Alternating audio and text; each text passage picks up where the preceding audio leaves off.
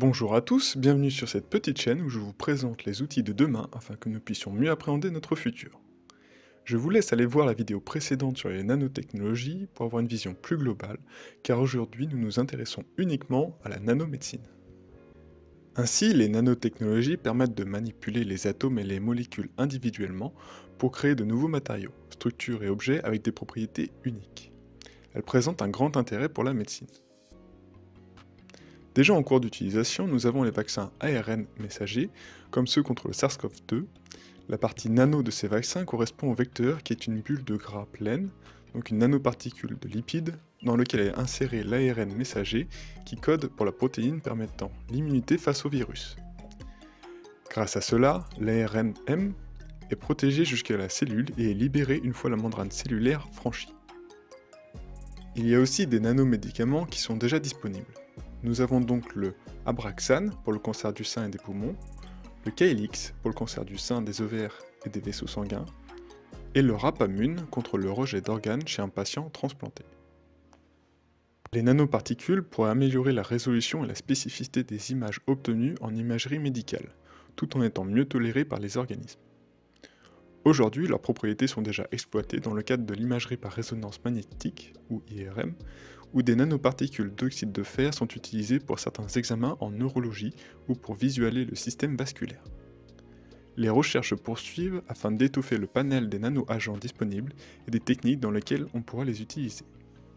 Il est aussi envisagé des biopuces qui permettraient de prévenir ou diagnostiquer précocement certaines maladies.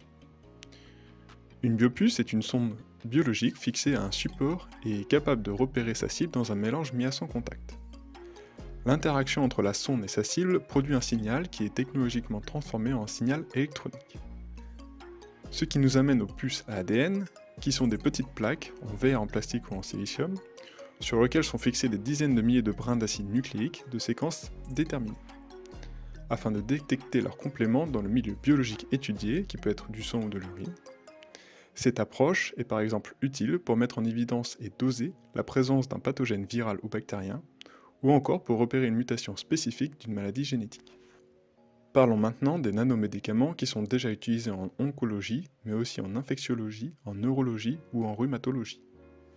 Ils permettent de protéger le médicament vis-à-vis de l'organisme, pour augmenter sa stabilité et sa durée de vie une fois administré, ou pour améliorer sa biodisponibilité afin d'augmenter son efficacité pour une dose donnée. Ils limitent la toxicité du médicament sur les tissus qu'il ne cible pas. Cette propriété est précieuse dans le cas d'un médicament anticancéreux qui doit être toxique pour les cellules tumorales tout en épargnant les cellules saines. La vectorisation peut aussi donner à la molécule active des propriétés physiochimiques qui facilitent son administration. Un vecteur hydrophile peut par exemple être utilisé pour rendre injectable une molécule hydrophobe.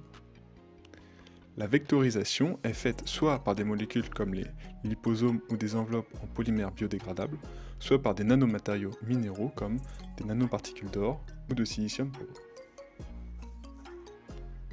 Il est possible de déplacer le médicament vers son site d'action par une source d'énergie externe, comme par exemple des ultrasons, de l'électromagnétisme ou bien une source énergétique ou lumineuse. Des nanomoteurs implantables ont ainsi été développés et sont propulsés sous l'effet d'ultrasons et guidés par des aimants. Implantés dans des cellules humaines cancéreuses, ils provoquent leur mort grâce à des ondes de haute intensité.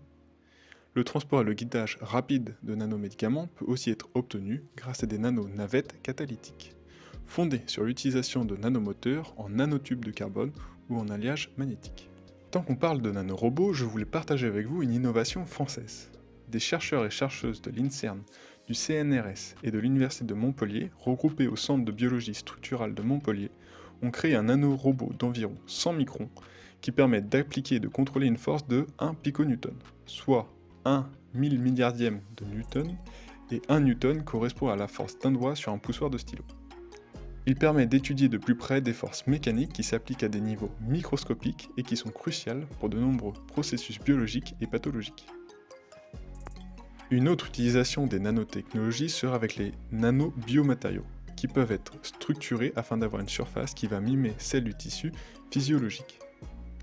Ils peuvent aussi constituer une trame bi- ou tridimensionnelle qui sera ensuite colonisée par des cellules. Des cellules souches ex vivo ou des cellules de tissu cible in vivo.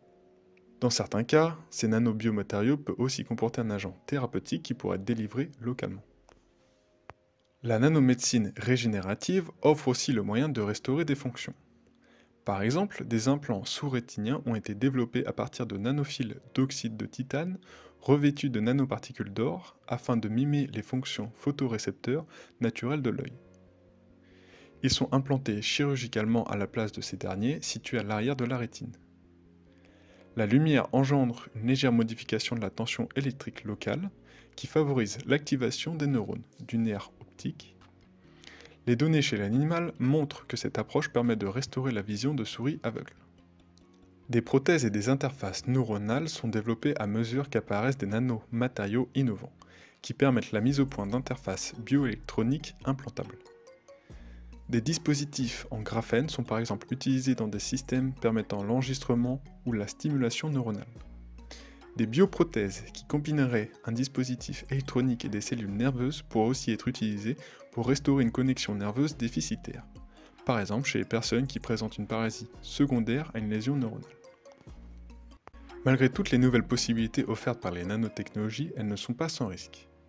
L'utilisation de nanomatériaux peut présenter des risques pour la santé humaine et pour l'environnement, surtout si ces matériaux sont libérés dans l'air et dans l'eau ou dans le sol sans contrôle. Il y a aussi des risques de réaction immunitaire, de cancer et de toxicité. Il arrive qu'on doive administrer de multiples traitements en augmentant le risque de réaction immunitaire forte en raison d'expositions répétées à des vecteurs étrangers. Il n'est jamais évoqué l'élimination des nanoparticules et des nanorobots après le traitement. En effet, comme c'est étranger encore, rien n'indique que c'est évacué de façon naturelle. J'espère que cette vidéo vous a plu, si c'est le cas n'hésitez pas à la partager, à laisser un commentaire et à mettre un pouce en l'air comme vous le rappellent tous les youtubeurs.